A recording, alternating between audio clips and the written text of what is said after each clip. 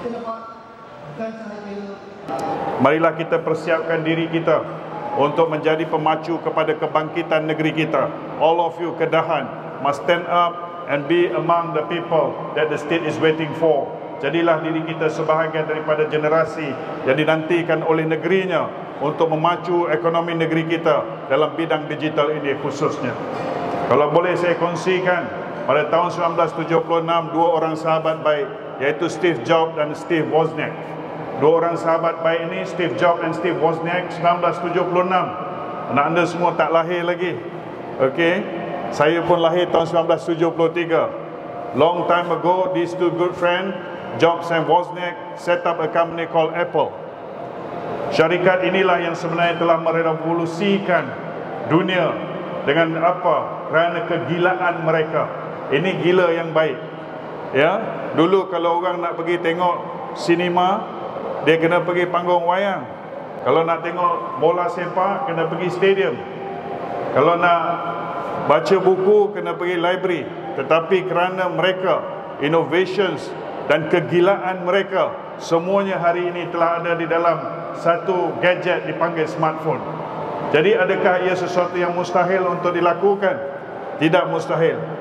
Jadi anak anda, tahukah kalian berapakah brand value Apple hari ini? 1.02 trillion dollar.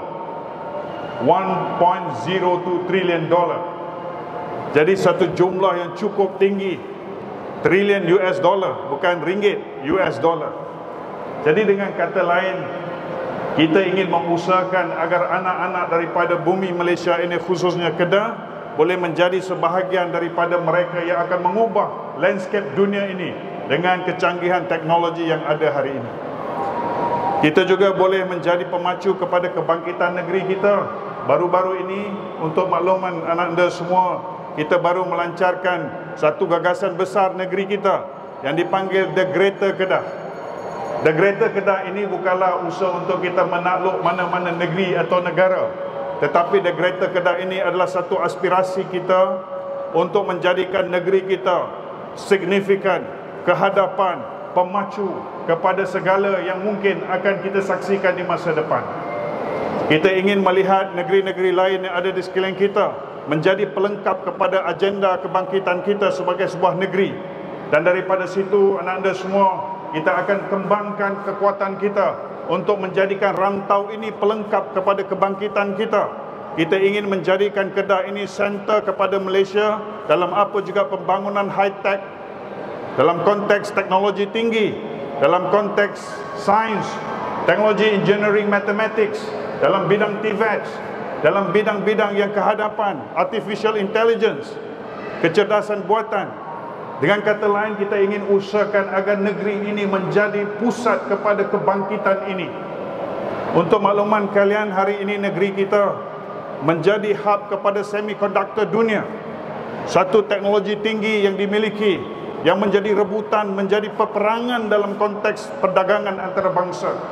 Di antara timur dan barat, di antara Amerika dan China. Dunia hari ini melihat kita adalah hub terbaik untuk mereka meneruskan kelangsungan perniagaan mereka, dan tempatnya adalah di negeri kita, di Kulim High Tech Park. Jadi anak anda semua, kalianlah harapan negeri kita. Persiapkan diri kalian untuk menjadi sebahagian daripada syarikat-syarikat besar ini.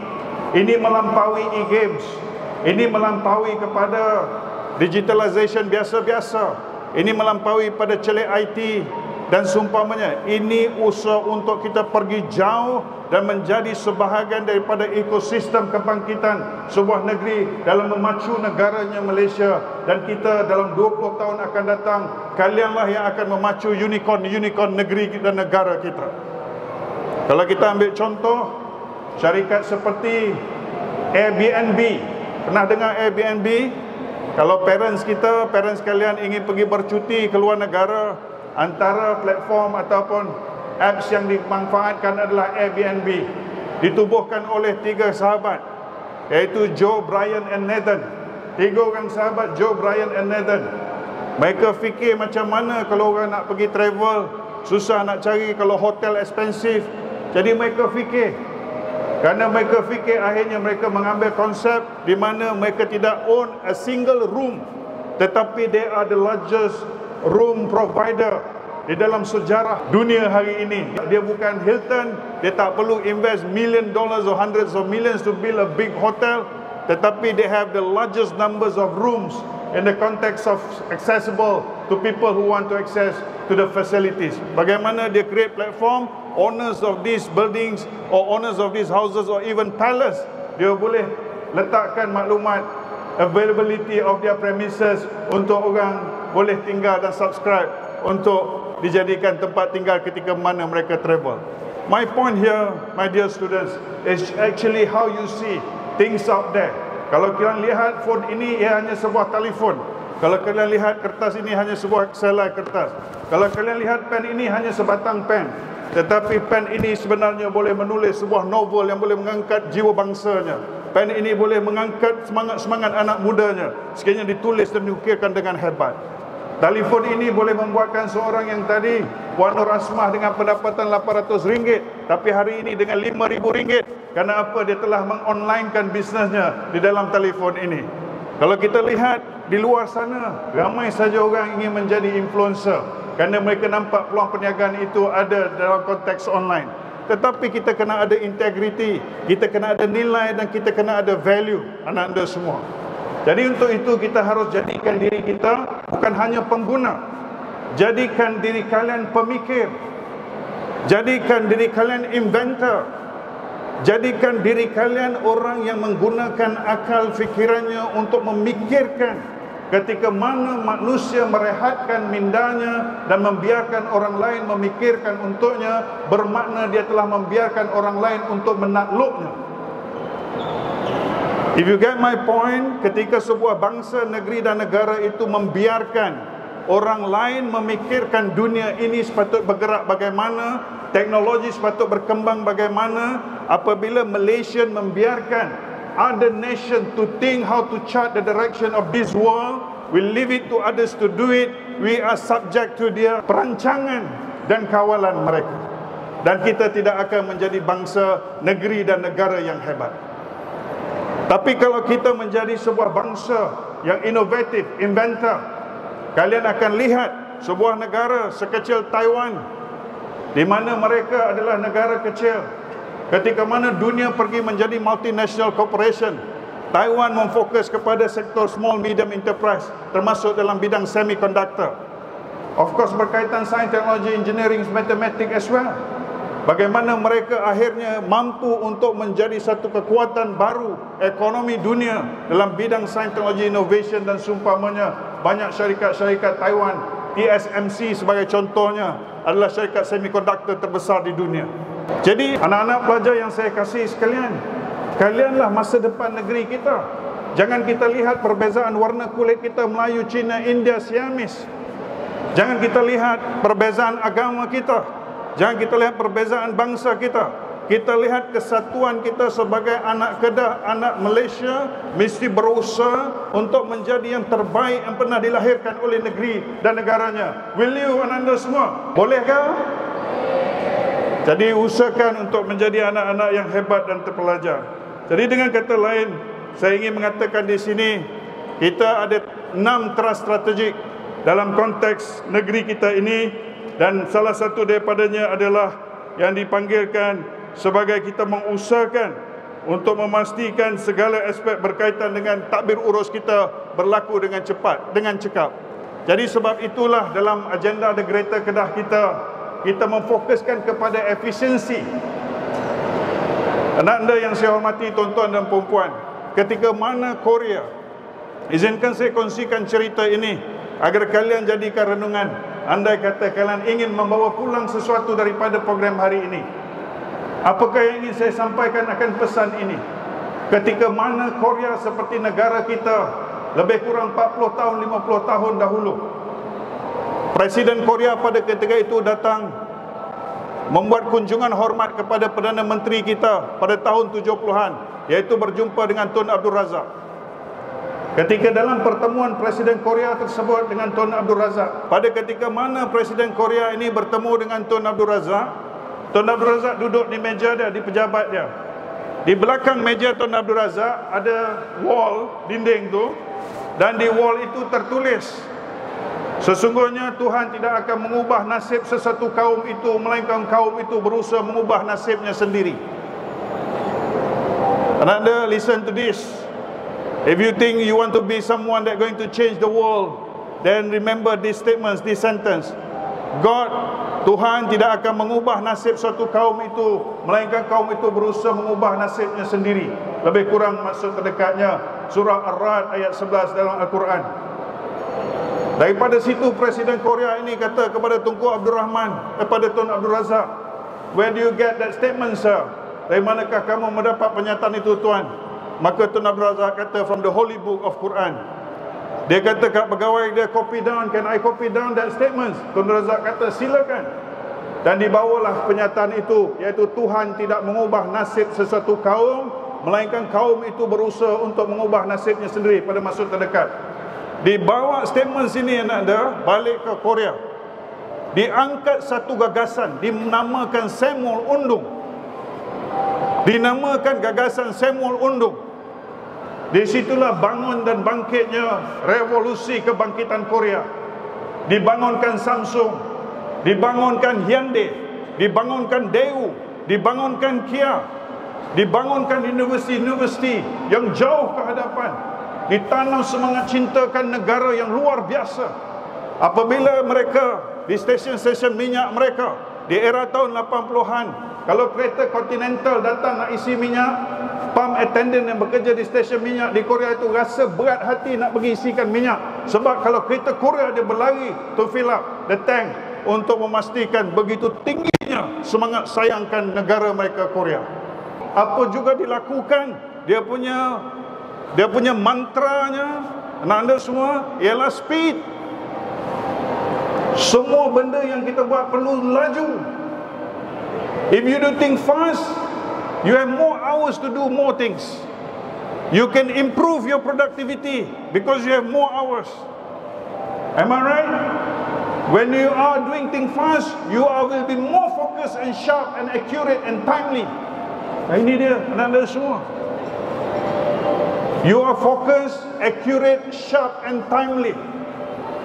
Then only you can remain, you are above the average. So Malaysian kena above the average. Kalau sama, forever kita behind them. So you need to be fast. So the mantra, the narrative yang dibawa, kita kena cepat. So akhirnya Korea ini bangun. Dan hari ini, kalau saya katakan, mereka telah menjadikan agenda The Greater Korea itu benar-benar satu kenyataan.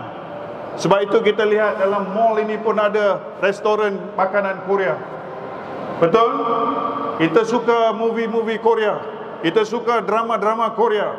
Kita suka singa-singa Korea. Kita suka sukan Korea. Malahan former national coach of football team also Korean. Jadi apa yang saya nak sampaikan di sini?